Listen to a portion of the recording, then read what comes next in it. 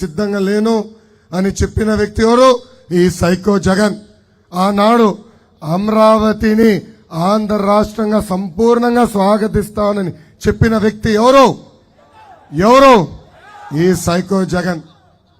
అదే సైకో జగన్ అధికారం వచ్చిన తర్వాత ఏం చెప్పాడు? 3 రాజధానుల పేరుతో ఈరోజు 3 ముక్కల ఆటలు ఆడుతున్నారు. ఈ సభాముఖంగా ఉత్తరాంధ్ర ప్రజలందరినీ ఆలోచించమంటున్నా. గత 4 సంవత్సరాలు 10 నెలలుగా మన ప్రాంతంలో ఒక్క ఇటుకన వేశారా? ఒక పరిశ్రమ తీసుకొచ్చారా? ఒక్కరికైనా ఉద్యోగం కల్పించారా అని ఆలోచించమంటున్నా.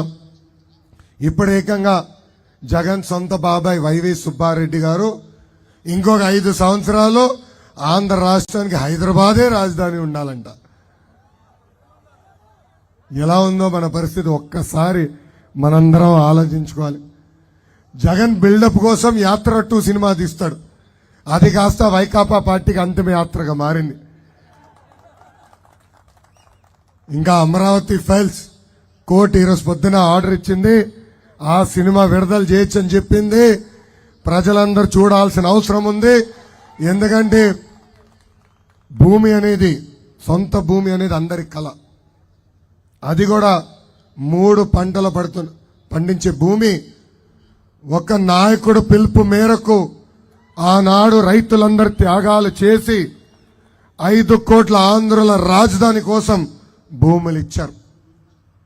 ఆనాడు జగన్ గారు, పవన్ అన్న, మోడీ గారు కూడా ఏకంగా అమరావతిని మేము సంపూర్ణంగా సపోర్ట్ చేస్తున్నాం అని చెప్పారు. కనుకనే భూములు ఇచ్చారు. ఆ రైతుల్ని అడుగడుగున ఎలా అవమానించారో ప్రజలందరూ తెలుసుకోవాల్సిన అవసరం ఉంది. ఈ సైకో జగన్ ఈ మధ్యన ఒక్క విషయంలో మటుకు నిజం చెప్పాడండి. తనకి స్టార్ క్యాంపెయినర్స్ లేరంట, జనమే ఆయనకి స్టార్ క్యాంపెయినర్స్ అంట. అందుకే జగన్ గారికి నేను మూడు ఛాలెంజ్లు విసురుతున్నా. టైం డేట్ మీరు ఫిక్స్ చేయండి. మీరు తీసుకొచ్చిన బూమ్ బూమ్ దుకాణం దగ్గరికి వెళ్దాం. అక్కడ మందు బాబుల్ని అడుగుదాం మీ పరిపాలన ఎలా ఉందో. నువ్వు సిద్ధమా జగన్ అని సభాముఖంగా అడుగుతున్నా. సాక్షులు వచ్చారా? రాలేదా? ఏం జీతాలు ఇవ్వట్లేదా? వాళ్ళకి రాలేదా? సాక్షి రాలేదా? ఓకే, వస్తే అడుగుదాం అనుకున్నా. సాక్షి సిద్ధమా అని, వైకాపా నాయకులు సిద్ధమా అని ఈ సభాముఖంగా అడుగుతున్నా. ఈరోజు ఆ బూమ్ బూమ్ దుకాణం దగ్గరికి వెళ్తే మందు బాబులు ఈ ప్రభుత్వాన్ని ఎన్ని బండబూతులు తిడుతున్నారో ప్రజలందరికీ తెలుసు. తెలుగింటి ఆడపడుచులు కూడా ఆలోచించాలా. ఆనాడు సైకో జగన్ సంపూర్ణ మద్యపాన నిషేధం చేసిన తర్వాతనే మీ ఓటు అడుగుతా అన్నాడు. ఏం తల్లి, సంపూర్ణ మద్యపాన నిషేధం చేశాడా తల్లి? ఈరోజు ఊరూరు కాదు కదా, వీధి ఇంటింటికి మద్యం తీసుకొచ్చి డెలివరీ చేస్తున్నారు.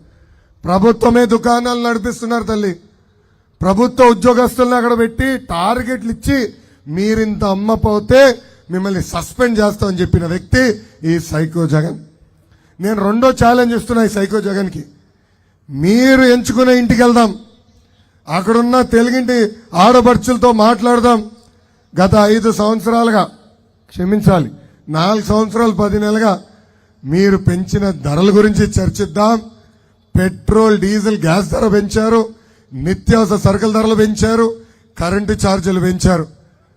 ఏ ఒక్క ఇంటికి వెళ్ళినా తెలుగింటి ఆడపడుచులు జగన్కి షాక్ ఇచ్చేదానికి సిద్ధంగా ఉన్నారు. అందుకే తల్లి ఈ మధ్యన పరదాలు కట్టుకుని తిరుగుతున్నాడు మన ముఖ్యమంత్రి సైకో జగన్మోహన్ రెడ్డి. 3వ ఛాలెంజ్, ఈ 2 కాకపోతే 3వ ఛాలెంజ్, యువత దగ్గరికి వెళ్దాం. నన్ను వచ్చి ఈరోజు డిఎస్సి రాసేదానికి వచ్చి యువకులు రాసే వాళ్ళని కలిశారు. గత 4 సంవత్సరాలు 10 నెలలుగా ఒక్క డిఎస్సి లేదు. గ్రూప్ 1, గ్రూప్ 2 నోటిఫికేషన్ సరిగా లేవు. ఎన్నికల ముందల ప్రతి సంవత్సరం 6500 కానిస్టేబుల్ పోస్టులు భర్తీ చేస్తానని హామీ ఇచ్చి మాట తప్పిన వ్యక్తి జగన్. ఇప్పుడున్న యువత నేను చూస్తుంటే ఎప్పుడు దొరుకుతాడా ఈ ముఖ్యమంత్రి, తరిమి కొడదామని సిద్ధంగా ఉన్నారు. అందుకే మన ప్రాంతానికి వస్తే ముఖ్యమంత్రి ఏకంగా చెట్టుల్ని కూడా నరికి తిరిగే పరిస్థితి ఈ రోజు వచ్చింది.